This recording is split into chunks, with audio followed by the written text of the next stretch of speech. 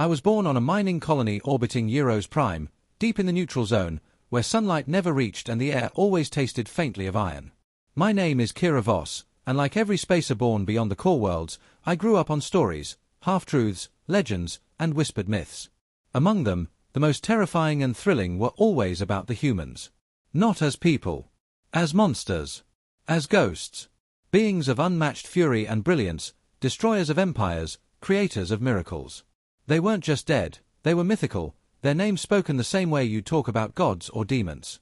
The elders told us that humanity burned itself out thousands of years ago, unable to restrain its own appetite for war. Some said they ascended. Others said they destroyed themselves. Either way, they were gone. The galaxy had moved on. Or so we thought. I made a life in salvage, scraping old ships, peeling apart war-era cruisers, trading bits of forgotten tech to survive. I never expected to find anything real, anything that mattered. Just another day, another lifeless hulk drifting near a dead moon. But this one wasn't dead. The hull was old, but not shattered. Its surface bore a faded symbol I didn't recognize at first, an eagle clutching bolts of lightning. Below it, ancient Terran script. I powered up the black box expecting static. Instead, a voice cut through the static like a blade, deep, guttural, scarred by centuries. If you're hearing this, we're coming back. I sat frozen, breath caught in my throat. It wasn't a recording. It was a warning. Or a promise. For the first time in my life, I believed the myths might be true. And if they were, nothing in the galaxy would ever be the same again. When I brought the black box data to the Salvage Guild on Euros Prime, they laughed in my face. Called it a fabrication, accused me of editing old Alliance wreckage logs. One of them even said I'd been breathing in too much hull rust. But I knew what I'd heard. That voice, raw, cold, undeniably human, was real. I left their sterile chambers with nothing but a warning not to stir up old ghosts. I didn't care. I'd seen enough in my time picking through corpses of war to know the difference between a relic and a revelation. But I didn't expect anyone else to believe me. So when my ship's comm array lit up with a signal I couldn't trace, I nearly dismissed it. No origin, no signature, just a string of coordinates deep in the fail belt, well beyond registered nav routes. And one line of text, asterisk you found us. Come alone. Asterisk. The fail belt is where ships go to die, an endless graveyard of shattered rock and mangled metal. It took every ounce of nerve I had to weave through that chaos. But when I reached the coordinates, I found something impossible, a station not listed on any chart. No beacons. No distress calls. Just a quiet pulse, steady and artificial. I docked, and the station greeted me like it had been waiting for centuries. Inside, everything was dark, save for one room, lit by a single console. A voice spoke the moment I stepped inside. I am Janus.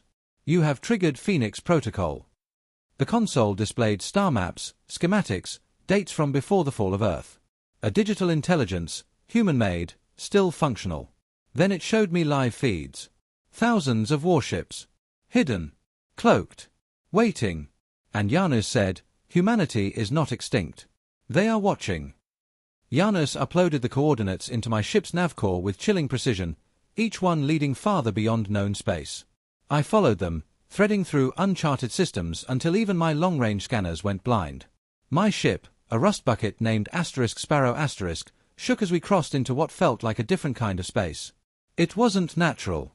The stars shimmered wrong, bent like they were being pulled toward something enormous and hidden.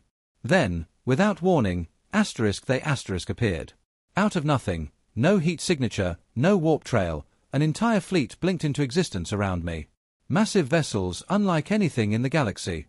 Their hulls gleamed like obsidian under starlight, marked with that same old Earth emblem, the eagle and lightning. But these ships weren't abandoned. They were *alive star. I counted dozens, then hundreds, arranged in silent formation. At the center floated the largest warship I'd ever seen. The Sovereign Rothstar. A ship so large it had its own gravity well. Its presence felt like a mountain breathing down my neck. A voice came through my cockpit, deep, authoritative, unmistakably human.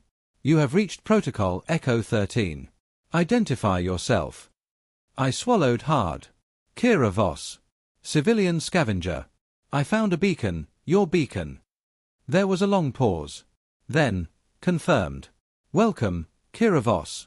You've passed the threshold. That's when the rift opened. A colossal tear in space itself, just beyond the fleet. Through it, I saw what no one was ever meant to see: civilizations I couldn't name, structures larger than moons, fleets 10 times the size of anything the Union could muster. And in the center of it all, a pulsating beacon. Not a signal of distress. A declaration. Humanity was no longer hiding. They had watched the galaxy fall into decay. And now, they were ready to act. News of the fleet spread like plasma fire across dry atmosphere. At first, they called it a hoax, some deep space illusion or pirate fabrication. But the footage leaked. The images of the Sovereign Wrath *, the fleet formations, the voice recording from the beacon. Even the most hardened skeptics couldn't dismiss what was now painfully real. Panic followed disbelief. The Great Galactic Union, arrogant, bloated, slow to move, was suddenly very awake. Emergency summits were called. Delegates from the core systems flooded into high orbit above Varn Prime, shouting over each other in every known language. Everyone wanted answers. And someone to blame. They found me. A pair of armed envoys from the Union's Information Bureau dragged me from the Sparrow *, accusing me of aiding a hostile entity. They locked me in a sterile chamber on a security station, lights too bright, questions too fast. Who were they? What did they want? Why had I gone out there? Was I one of them? But before they could push further, the station systems blacked out. One by one, the monitors flickered. The lights dimmed. And then every screen displayed the same image, an old Earth flag waving in a wind that no longer existed. Then the message came. Not from me. Not from Janus. From the fleet itself. A cold voice echoed across every system, translated instantly into every dialect. We gave peace 3,000 years. You squandered it. You fractured, enslaved, and erased. You built empires on forgotten graves. Prepare yourselves. We are no longer myths. We are your reckoning. In that instant, the galaxy remembered fear. Real fear. The kind written into genetic memory. And the Union realized the ancient stories weren't cautionary tales. They were warnings. And they had just come true. They called it an unauthorized engagement.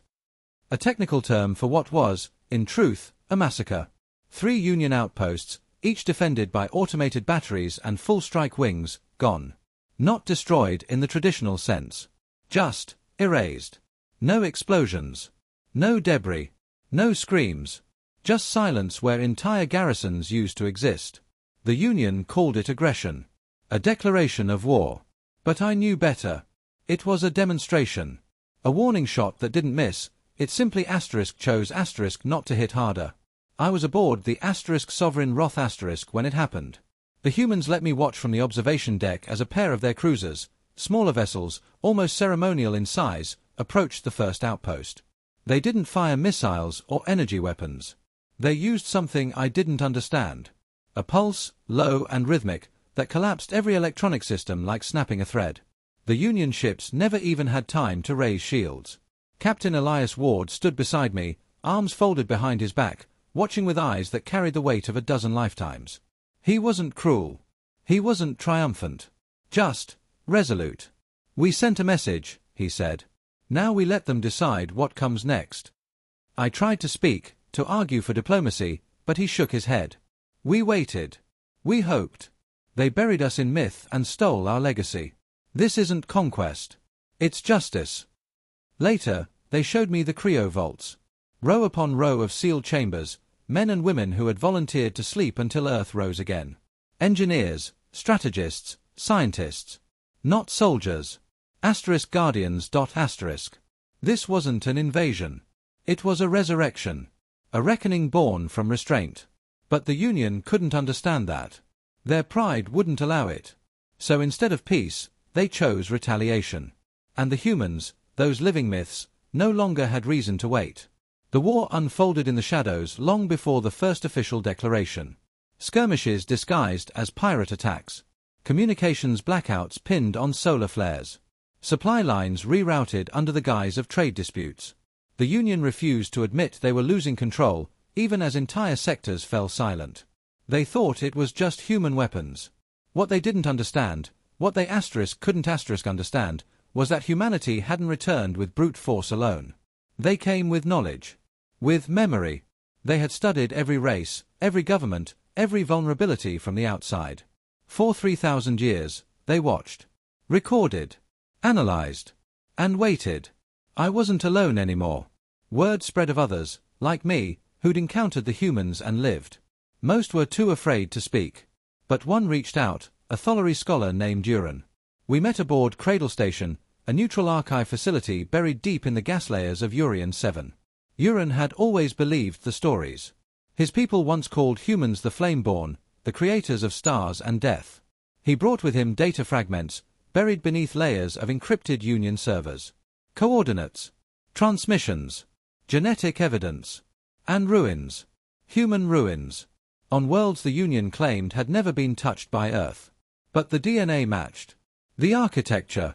The tech. The truth was horrifying. The Union hadn't risen in humanity's absence. It had grown from their bone star. Human technology had been scavenged, reverse-engineered, and passed off as native innovation. Their entire foundation, military, economic, cultural, was stolen from a civilization they swore never existed. That's when I understood. The fear wasn't about human return.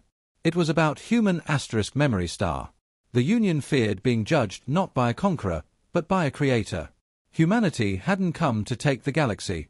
They'd come to see what had been done with it. The war didn't end with fire. It ended with silence. The kind that follows a scream too loud for sound. I was back aboard the Sovereign Wrath when the final phase began. The humans called it the Veilfall Protocol Star. No grand fleet assault. No doomsday weapon. Just precision. Quiet, elegant, terrifying. Across thousands of systems, Union fleets found themselves blind. Their command channels scrambled. Their AI cores locked into loops. Engines froze mid-burn.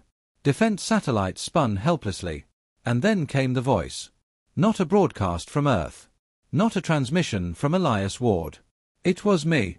Janus had recorded everything, my words, my doubts, my hope.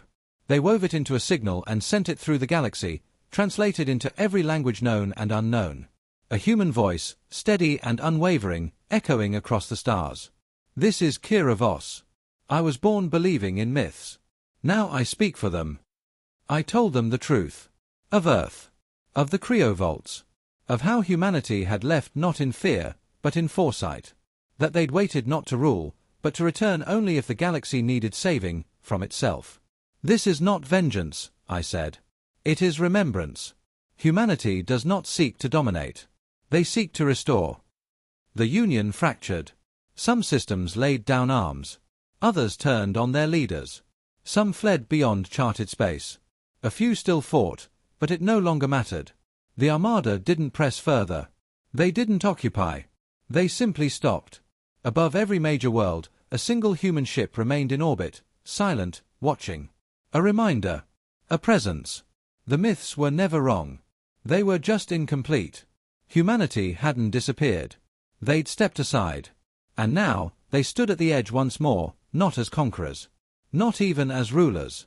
But as the final, eternal guardians of the stars.